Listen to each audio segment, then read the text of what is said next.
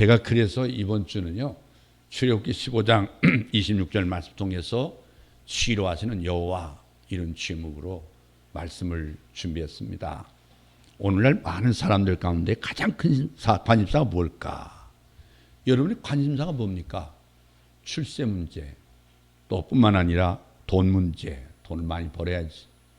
또 집 없는 사람은 집을 사야죠. 주거 문제, 또 자녀 문제, 이런 큰 관심사이지만 무엇보다 중요한 관심사는 건강 문제입니다. 실제로 한 통계에 의하면요, 사람들의 제일 큰 관심사가 건강이에요. 두 번째가 가족 문제예요. 가족. 여러분 자신이 건강해야 됩니다.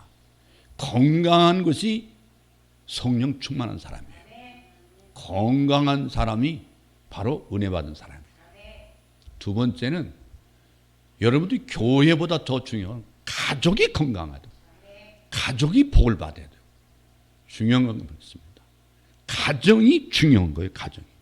어떤 사람은 가정을 버리고 교회 가서 사는데 그건 아닙니다. 우리 교회에서 만약에 교회 가정에도 문제돼가지고 교회에서 엎드리면 저는 내쫓아버릴 거예요.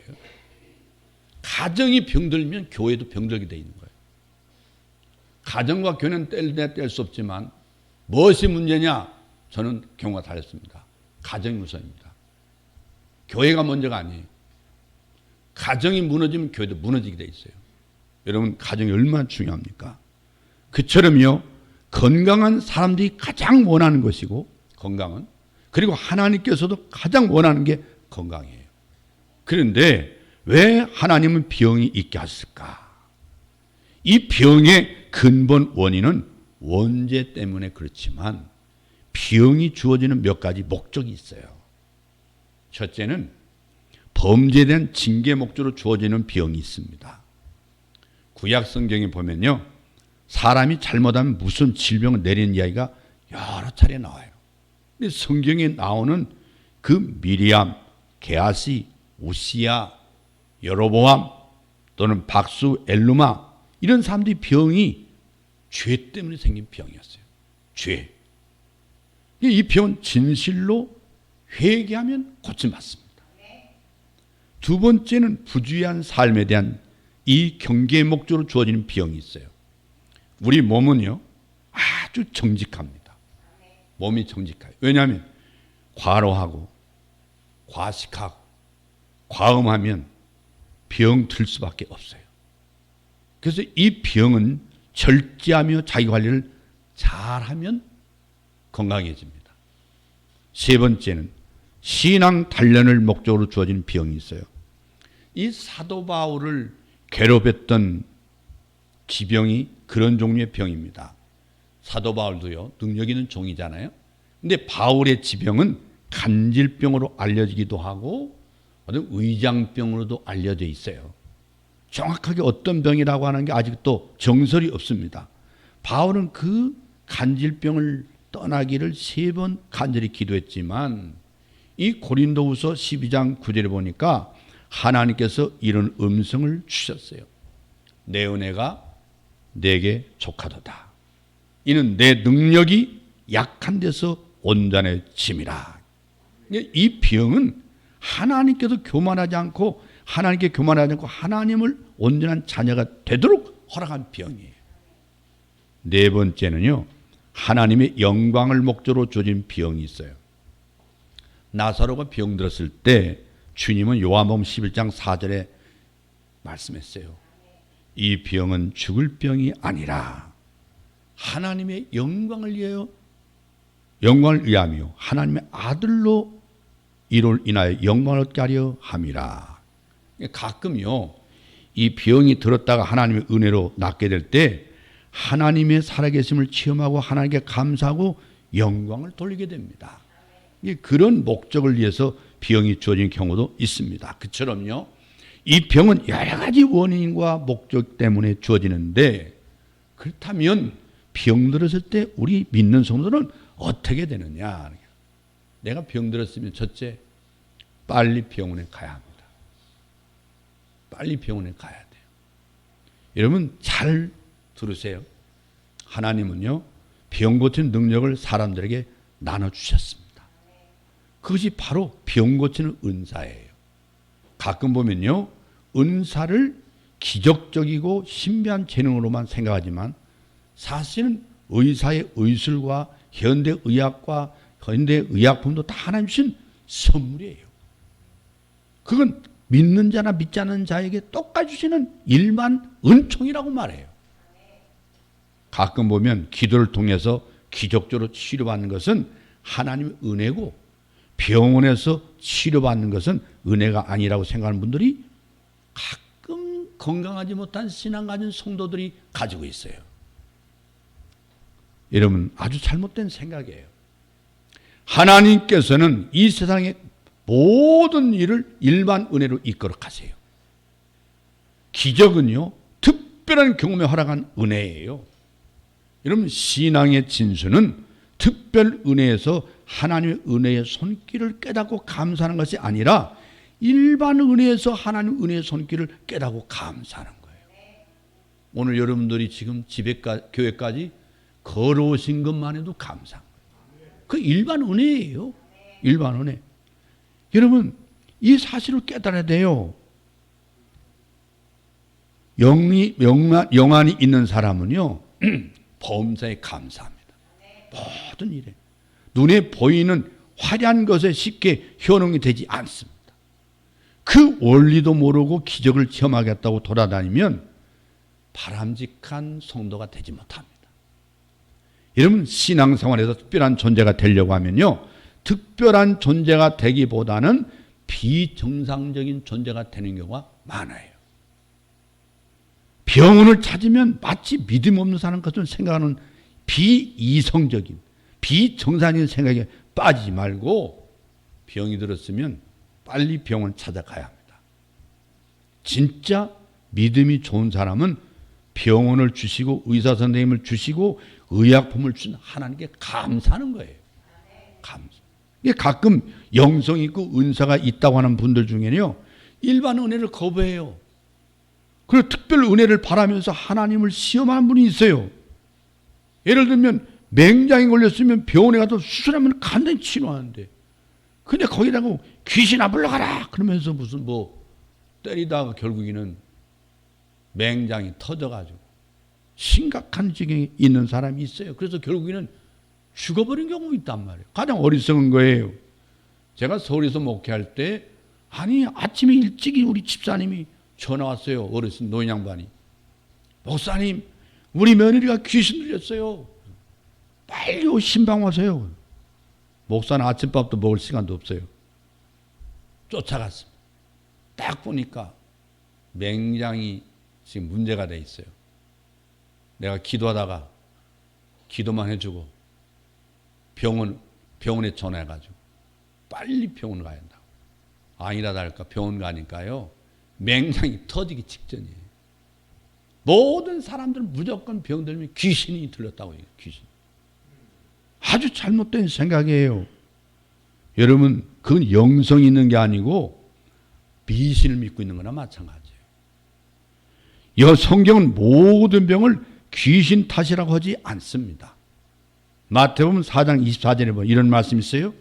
그의 소문이 온 수리아에 퍼진지라 사람들이 모든 앓는 자 곧 각색 병과 고통에 걸린 자, 귀신 들린 자, 간질하는 자, 중풍병자를 데려오니 저희를 고치시더라. 이 구절을 보면요, 귀신 들린 자와 일반 질병에 걸린 자를 분명히 구분하고 있지 않습니까? 구분하고 있어요. 모든 병이 다 귀신의 역사로 생긴 게 아니란 말이에요.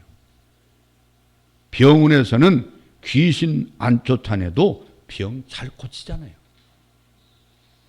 병 들면 먼저 빨리 병원 가야 합니다.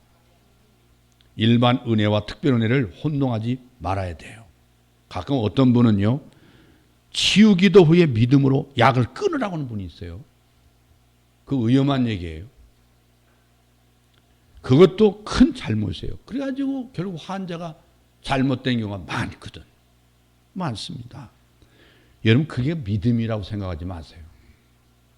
아무리 치유를 확신해도 약을 끊기 전에 담당 의사와 상담해야 돼요.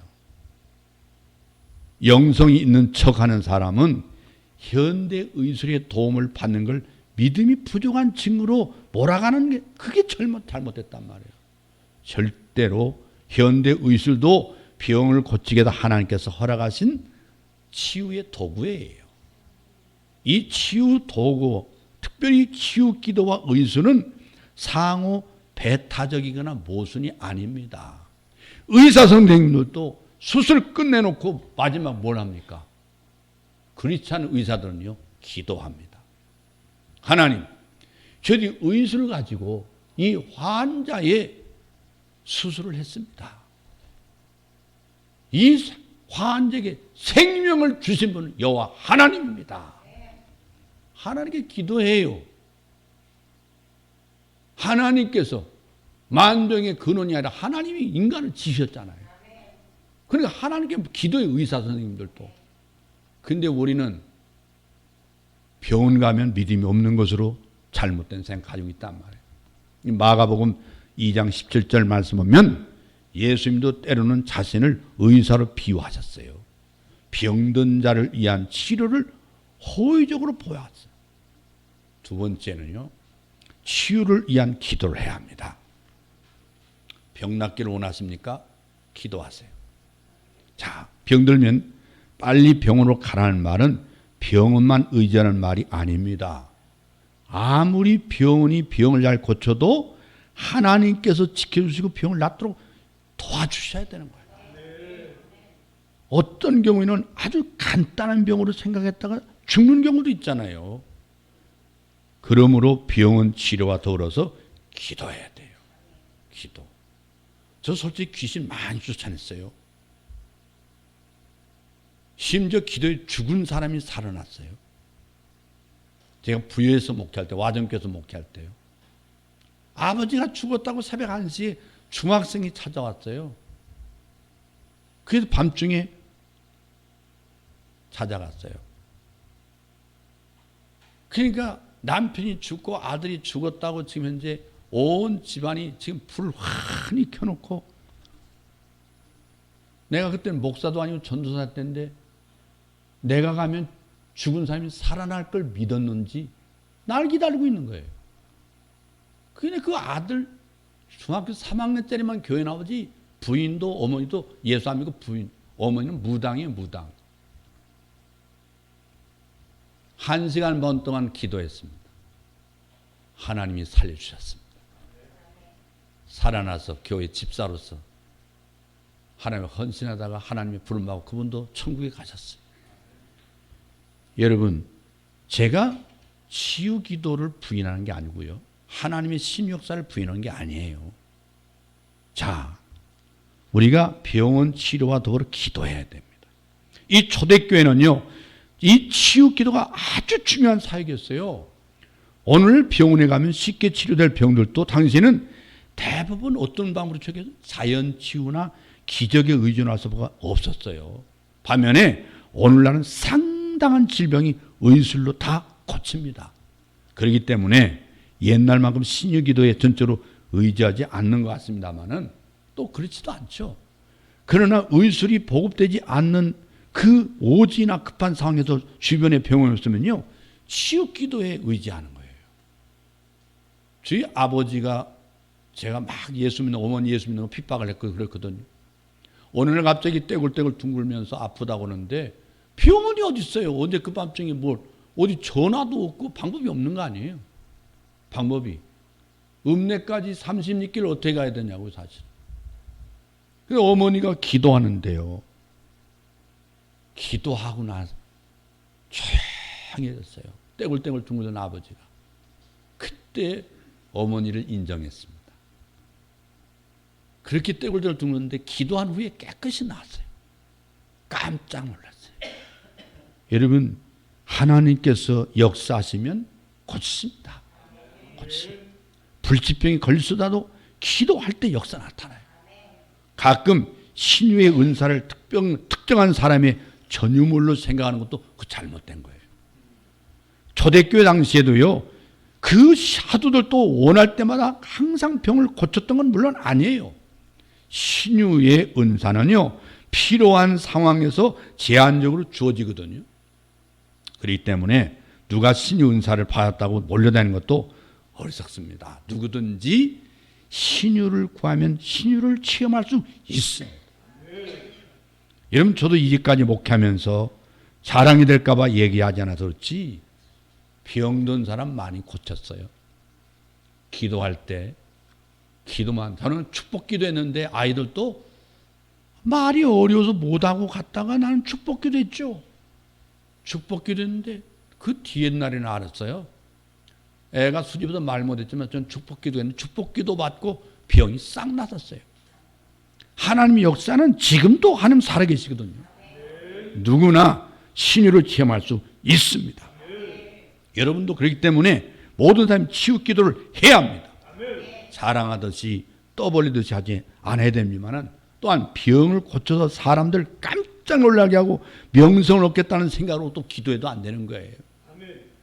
옛날에 보면 신문에 목사님들 금식기도 40기도 3차례 그 금식기도 한번 했지 뭐 금식기도 3차례는 거 광고하더라고요. 제가 병든 사람 고치고 귀신 쫓아내고 죽은 사람 기도해서 살아났다는 걸 신문에 냈다라면 아마 저 여기 안 있을 거예요.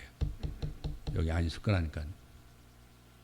하나님이 사용하실 때 계속 환자들 위해서 기도하면요 놀랍게 역사하는데 그 소문에 환자가 오잖아요. 계속 환자를 기도하면 역사 기적이 나타나요. 신유의 역사, 신유라는 말이 그 신은 하나님이 유 고치신다 그 말이에요. 그게 한자지만 하나님이 치료하셨다. 하나님이 고치신다. 이게 하나님께서는 자기 영광을 구하는 기도에 전혀 관심이 없어요. 이 요한일서 5장 14절 말씀 보면요. 하나님 뜻대로 무엇을 구하면 들으신다고 말씀하고 있어요. 이 치유 기도는 목사님이나 특별한 사역자의 전유물이 아니에요. 물론 모든 성도들이 똑같은 은사를 가진 것도 아닙니다. 어떤 사람은 치유 은사를 가질 수 있습니다. 고린도서 12장 4절 11절 보면 신유 은사가 있는 사람도 있고 방언 은사가 있는 사람도 있고 예언 은사가 있는 사람이 있고 그렇습니다. 그러나 치유 은사를 가진 사람이 항상 치유 은사가 없는 사람의 기도보다 더 치유 능력이 일어나는 건 아니에요. 착각하지 마세요. 전도의 은사도 마찬가지예요. 이 전도의 은사가 있는 사람이 전도를 더 잘할 수 있지만 전도의 은사가 없어도 전도를 사학년으로 알고 하면 하나님께서 전도 되게 하십니다. 그리고 아무개만 해야 된다고 하면 안 돼요. 우리 교회 송병희 집사님이 많은 분을 모시고 와서 우리 교회 전도는 송병희 집사님만 해야 됩니다. 그게 잘못된 병든 신앙이에요. 성경을 제대로 안 봐서 하는 소리예요. 송 집사님이 사람 데리고는 그 은사는 대단한데 우리 송 집사님 얘기 들어보면 많은 어려움 겪으면서 전도한 거예요. 여러분도 전도하면 전도의 역사가 일어날 줄로 믿습니다. 마찬가지 치유도요. 꼭 치유의 은사가 있다는 사람을 찾아다니면서 그 기도받을 필요가 없는 거예요. 더 중요한 것은 자신이 깨끗하고 겸손한 신앙을 하나님께서 기뻐하시는 기도를 하는 게 중요해요. 어떤 분이 이렇게 생각합니다. 치유를 행하려면 성자가 돼야 하는데 내가 무슨 치유 기도를 할 수 있나? 나처럼 평범한 사람이 치유 기도한다는 것은 주제넘는 일이다. 그런 생각하지 마세요. 하나님을 시험하는 거고요. 하나님을 불신하는 행동이에요. 믿으면 하나님은 역사하십니다. 때로는 치유 기도보다도 어머니 기도가 더 큰 능력을 발휘할 때도 있더라고요. 치유자의 기도보다도. 어머니의 기도는 깨끗이 나아요. 이러면 마가복음 16장 17절 보면 예수님 뭐라 했어요? 믿는 자들에게는 이런 표적이 따르리니 그랬어요. 여러분 예수 믿습니까? 여러분의 표적이 따릅니까? 안 따릅니까? 따릅니다. 믿고 기도하세요. 하나님은 그 기도의 역사하는 걸 믿으시길 바랍니다. 세 번째는요.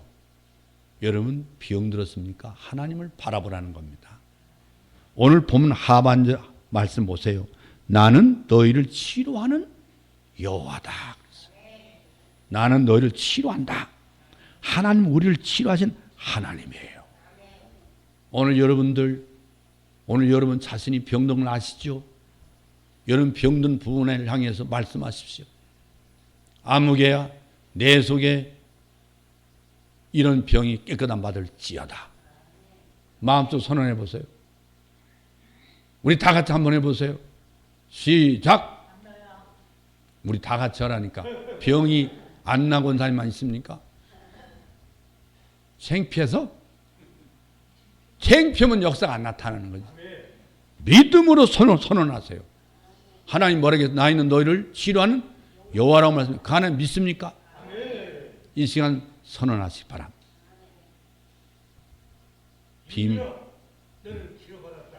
할렐루야.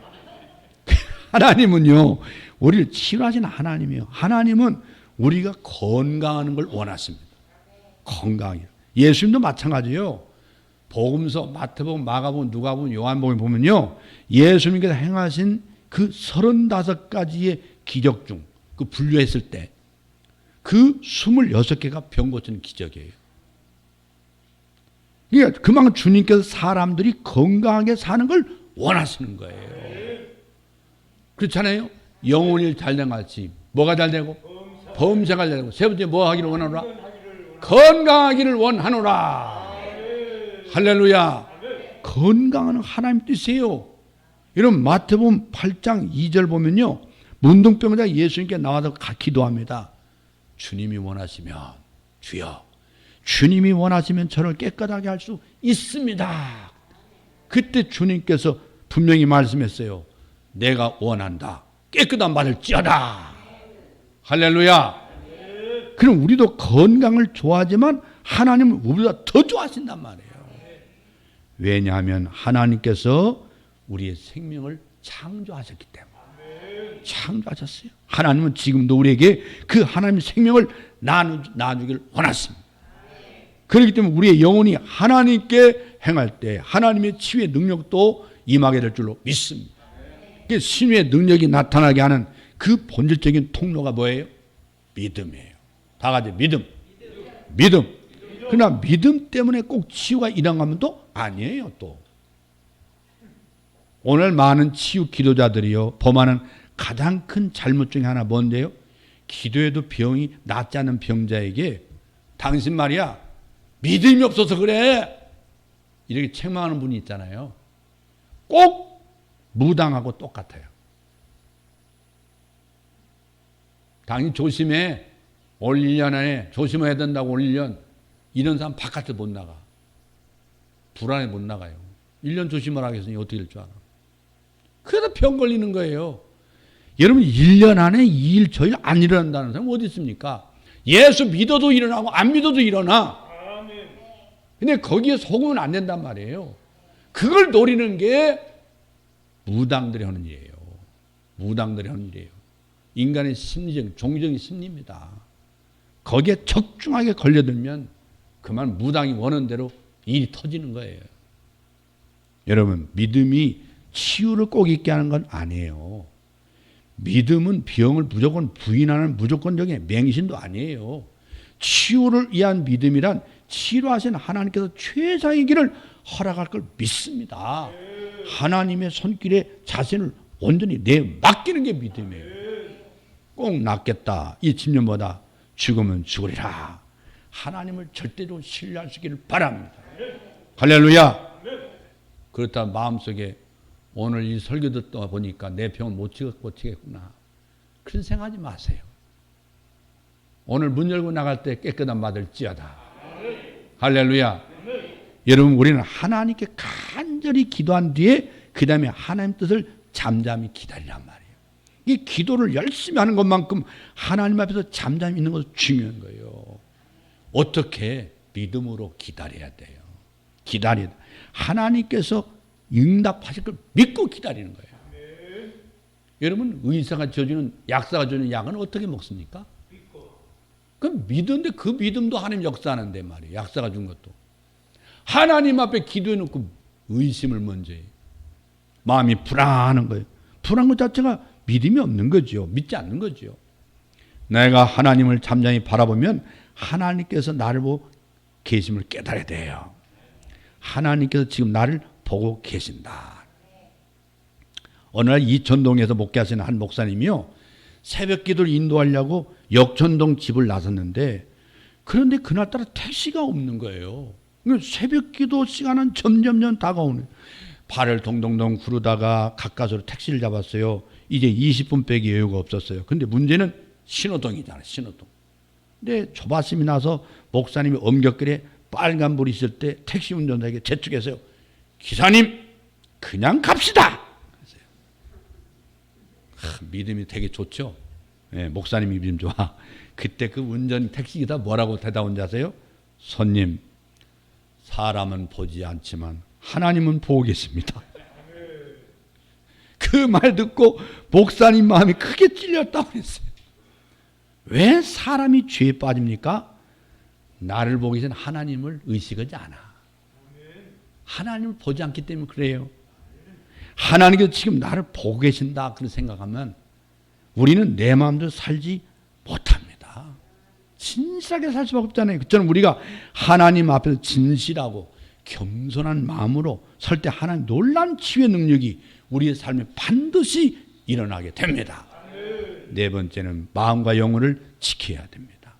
오늘 본문 말씀 보면요, 가라사대 내가 너희가 너희 하나님 나 여호와의 말을 청종하고 나의 보기에 의를 행하며 내 계명의 길을 기르며 내 모든 규례를 지키면 내가 애굽 사람이 내린 모든 질병에 하나도 너희에게 내리지 아니하리니 나는 너희를 치료하는 여호와임이니라. 간단히 말씀드리면 순종해서 마음과 영혼을 잘 지키면 병을 내리지 않겠다. 대개 육체의 건강은요, 영혼의 건강과 관련이 있어요. 영혼의 건강. 모든 병의 근본은 죄이기 때문에 무엇보다 영혼이 깨끗해야 된다 그 말이에요. 건강을 원하면 죄를 짓지 말고 죄를 지었으면 빨리 회개해야 됩니다. 근데 하나님께서 죄도 용서해 주시고 병도 고쳐주시고 병이 틈타지 못하는 하나님께서 보호해 주신다. 이런 의사 선생님들 말에 의하면요, 질병의 절반이 감정적이거나 정신적이거나 내적인 스트레스와 긴장에서 생긴다고 했어요. 꽤 오래전에 그 시카고 정신분석 연구소에서요, 이 육체적인 병과 정신과의 관계를 이제 연구했는데 7가지 병을 대상으로 10년 동안 연구한 결론을 제가 지금 발표하려고 그래요. 네. 첫째는 뭐냐면요, 이 12장 궤양은 주로 상처를 받은 사람에게 나타난다고 그래요. 이 지금 12장 궤양이 있으면 상처를 빨리 입고 오지 예수님의 사랑과 의로에 여러분 몸을 맡기기를 바랍니다. 12장 궤양. 두 번째, 궤양성 대장염. 주로 희망을 잃은 사람에게 나타난다고 나와 있어요. 희망이 없는 사람. 지금 궤양성 대장염이 있으면 이 일을 미루지 못했다고 자포자기하지 말고 하나님을 바라보라. 세 번째는요, 기관지 천식은요, 주로 어머니나 중요한 후견인을 잃어버리기 때문에 힘들게 살아가는 분이 나타난대요. 근데 지금 기관지 천식이 있으면 가까운 사람을 잃어버린 그런 기억을 하루속히 잃어버리고 하나님 의지하세요.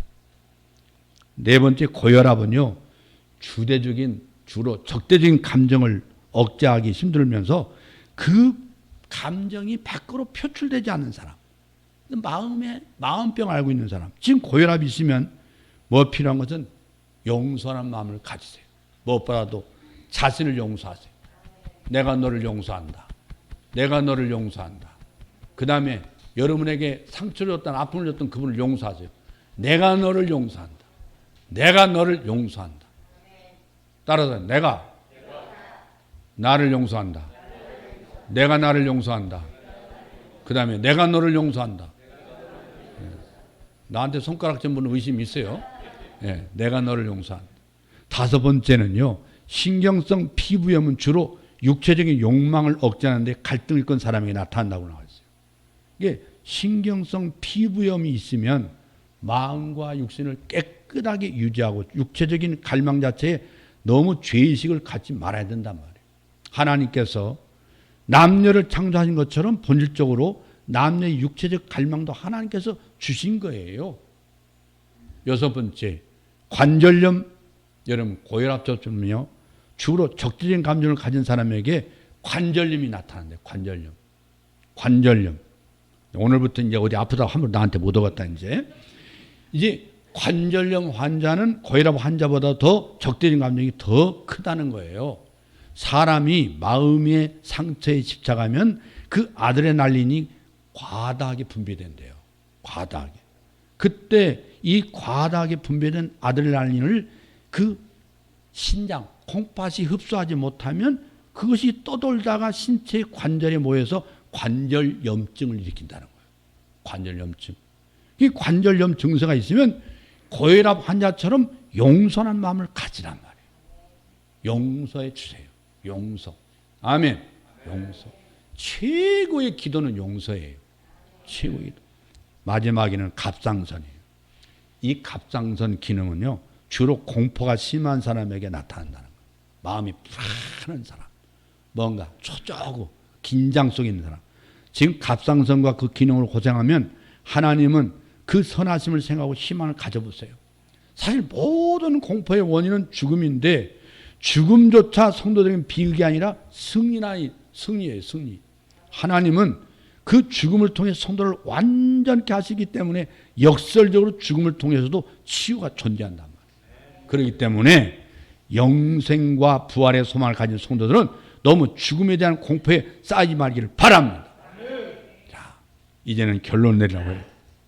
요한 3서 1장 2절에 뭐라겠어요? 따라하겠어요. 사랑한 자요. 내 영혼이 잘된 같이 내가 범사에 잘되고 강건하기를 내가 간구하노라. 할렐루야. 영혼이 잘되면 범사가 잘된단 말이에요. 건강하단 말이에요. 여러분, 병 고치는 것은 하나님부터 시작돼야 됩니다. 이 사람은 하나님과의 관계가 바르게 될 때 그 영혼과 마음과 정신이 건강해지는 거예요. 그의 육체도 건강한 거예요. 그래서 우리가 하나님과 관계를 가질 때 하나님께는 이 생 어떤 것보다 소중한 보약을 주실 겁니다. 그때 하나님께서는 어떤 보약을 주시냐? 평안을 주십니다. 기쁨을 주십니다. 만족을 주십니다. 희망이란 보약을 주십니다. 그래서 가장 중요한 보약은 바로 사랑과 용서는 보약이에요. 사랑과 용서. 남을 사랑하고 용서하면 그 사람도 좋아지지만 무엇보다도 내가 좋아집니다. 자신이 좋아져. 반대로 남을 미워하면 그 사람은 아무 해가 없는데 자신이 몸에 병들어. 내가 병들어. 옛날 시랍에요, 늘 경기에서 이기는 인기 선수가 있었대요. 그 나라에서는 그 사람의 정신을 길이 전하려고 그 동상을 세웠어요. 근데 그걸 보고 그 선수의 경쟁자가 질투심이 생겼어요. 그래가지고 내가 어떻게든지 저 동상을 때려 부셔야 되겠다 그 생각. 그러니까 날마다 그 동상 밑에 밤에 몰래 가가지고 동상 밑에 구멍을 뚫었어요. 네, 구멍을. 그래서 구멍을 뚫어서 헐었는데 어느 날 마침내 그 동상이 무너져 내렸어요. 얼마나 속이 시원해. 근데 바로 그때 그 동상을 헐던 그 사람이 깔려 죽었대요. 미움은 다른 사람을 죽일 것처럼 기세를 펴지만요, 결국은 자기 자신을 죽이는 거예요. 나를 죽이는 거예요. 지금 병이 있다면 무엇보다 먼저 자신이 용서하지 못한 것이 있는가 찾고 작은 마음 미움까지도 기필코 쫓아내고 용서할 수 있기를 바랍니다. 할렐루야. 제가 누구라고 얘기하지만 목사님을 미워하는 사람이 있으면 용서하란 말이에요. 내가 목사님을 용서합니다. 오늘부로 내 마음에 믿음을 거두소서. 미움을 거두소서. 믿음을 거두면 끝나는 거예요. 그 남을 용서하면 신기하게도 내가 건강해집니다. 건강해져요. 우리가 서로 미워하면 다 피투성이가 되고 다 병자가 되는 거예요. 그러나 용서하고 사랑하면 우리의 질병이 상당히 깨끗함을 받습니다. 모든 분이 깨끗할 줄로 믿습니다. 그래서 용서 중에 최대 용서는 뭐냐? 나를 용서하는 거예요. 나 용서. 그래서 용서하고 사랑하면 우리의 질병이 깨끗함 맞습니다. 진정한 인격은요, 자기를 용서할 때 성장하는 거예요. 나를 용서해요. 우리는 자신에 대한 깊은 용서의 경험을 한 후에 비로소 우리의 그 뇌 컴퓨터에서 실패 기억이 사라지고 마음의 상처들이 다 지워져요. 그래서 성숙한 사랑의 참된 표시는 용서하는 능력이 있는가를 볼 수 있어요. 용서하는 능력. 할렐루야. 여러분 교회 다니면서요, 자꾸 어떤 성도가 미워지잖아요. 그 사람의 악한 영이 역사하고 있는 거거든요. 근데 그 사람을 보세요. 건강해요, 안 건강해요? 인격도 안 건강하고 신앙도 안 건강하고 몸도 안 건강하고 정신도 안 건강해요. 내가 남을 용서하면 내 영혼이 깨끗해져요. 영혼이 깨끗해지니까 마음도 깨끗해져요. 정신도 깨끗해져요. 병도 물러가요. 내 육체에 달렸던 병이 깨끗한 맞습니다. 미워하지 마세요. 사탄은 시기 질투라 해서 우리에게 찾아오지만요, 가장 중요한 누구를 넘어뜨릴까? 미워하기 시작합니다. 시기의 또 다른 말은요, 미움이에요. 미움. 미워하면서 결국은 내 병을 만드는 거예요. 미워하면서. 여러분 이 시간부로 미워하는 걸 다 용서하세요. 다 용서해 주세요. 나는 너를 용서한다. 다 같이 나는 너를 용서했다. 용서했다. 용서했다. 할렐루야. 여러분 모두가 다 용서하면요, 내 영혼이 잘 됩니다. 영혼이 잘 되면 모든 만사가 잘 됩니다. 모든 만사 잘 되는 여러분 육체도 건강해집니다. 이 축복이 있기를 주의 이름으로 축원합니다. 축원합니다. 기도하겠습니다.